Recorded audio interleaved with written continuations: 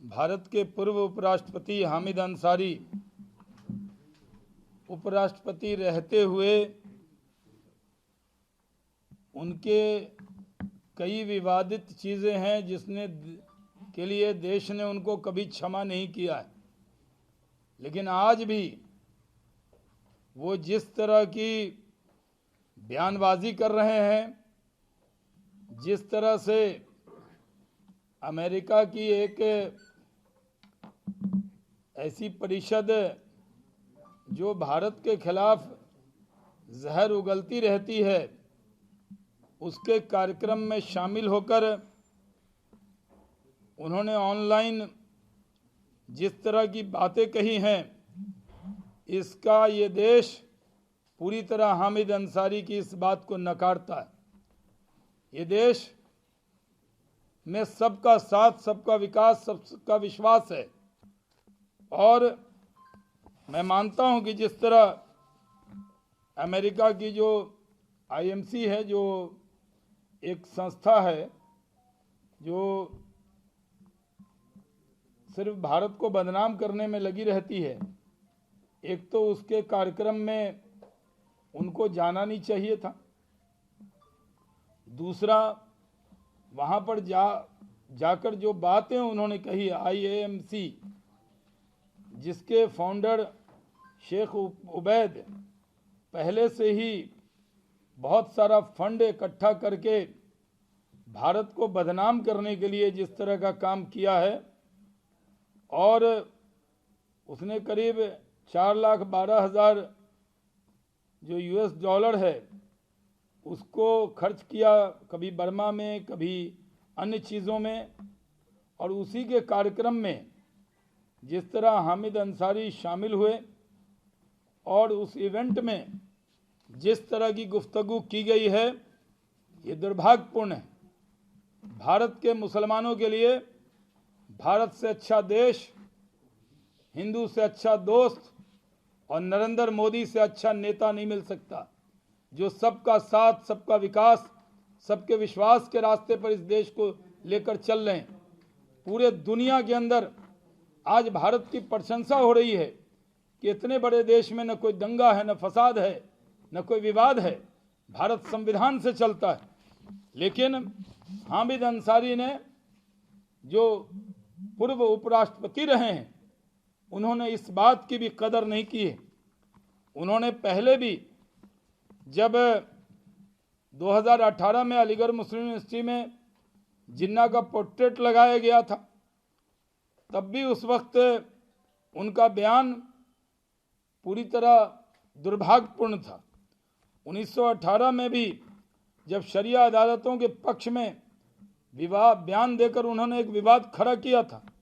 2017 में ही हामिद अंसारी जो popular front of India के एक कार्यक्रम में जब गए थे तो उनकी एक आलोचना हुई थी।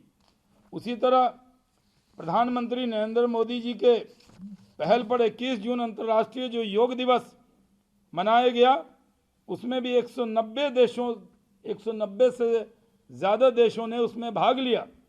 लेकिन उस वक्त उस कार्यक्रम में राष्ट्रपति प्रणब मुखर्जी साहब, हमारे नेता नरेंद्र मोदी जी, कई केंद्रीय मंत्री शरीक हुए, लेकिन हामिद अंसारी साहब ने उसमें शरीक होना बहुत जायज़ नहीं समझा। उन्होंने जिस तरह की बातें की, वो देश पहले से, जब उन्होंने एक बार वंदे मातरम के लिए जब कहा गया, तब उन्होंने कहा नहीं, मैं भारतीय हूँ, यही काफ़ी है। हामिद अंसारी साहब इस देश के जो लोग हैं, पढ़े लिखे लोग हैं, वो उनसे पूछना चाहते हैं, पूरा देश उनसे पूछता है, आखिर जिस देश ने आपको नंबर 2 कुर्सी दी, यानी उपराष्ट्रपति की कुर्सी दी, जिस देश ने इतना सम्मान दिया, कई राज्यों में आप भारत के एम्बेसडर रहे, कई राज्यों में भारत का प्रतिनिधित्व किया, और आपकी जहन और आपका दिमाग इतना भारत के लिए ऐसा क्यों है, ये देश जानना चाहता है। जब 3 साल पहले जब सुप्रीम कोर्ट में एक बार राष्ट्रगान अनिवार्य करने की बात और मद्रास हाई कोर्ट ने वंदे मातरम के बारे में जब कहा था तब उन्होंने ये बात कही।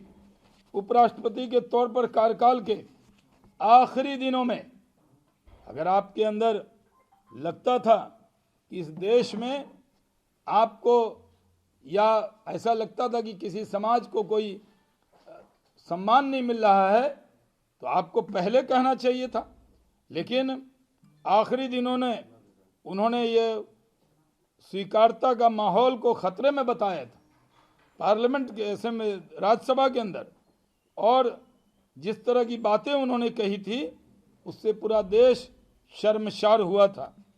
और उनका ये कहना कि इस देश के बड़ी तादाद में लोग अपने को असुरक्षित समझते हैं, ये दुर्भाग्यपूर्ण है।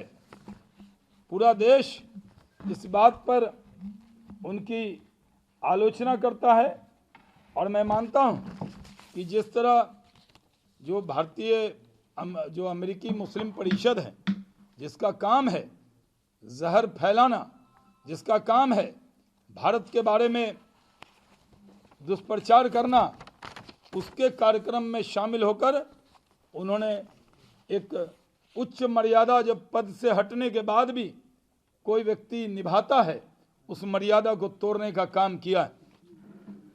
पूरा देश जानता है कि हामिद अंसारी साहब कभी कोई जन नेता नहीं रहे और उनको जिस तरह किसी समाज की अंदर उनकी कोई लोकप्रियता नहीं है, वो मुस्लिम समाज के स्पोक्स पर्सन कब बन गए, किसने बना दिया?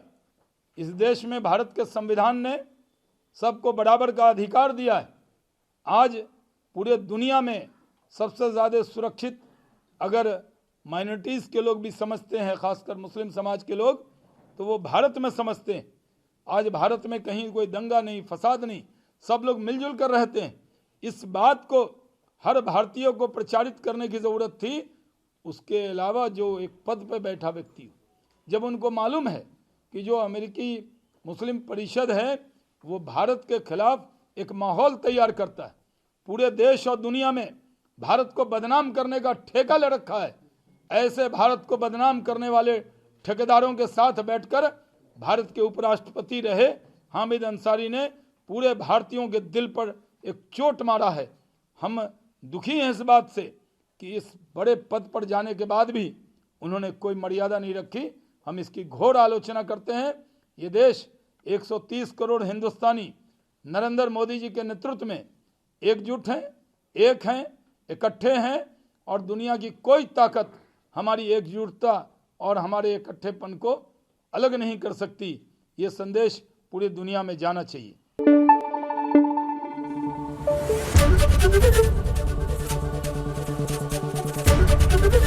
एबीपी न्यूज आपको रखे आगे।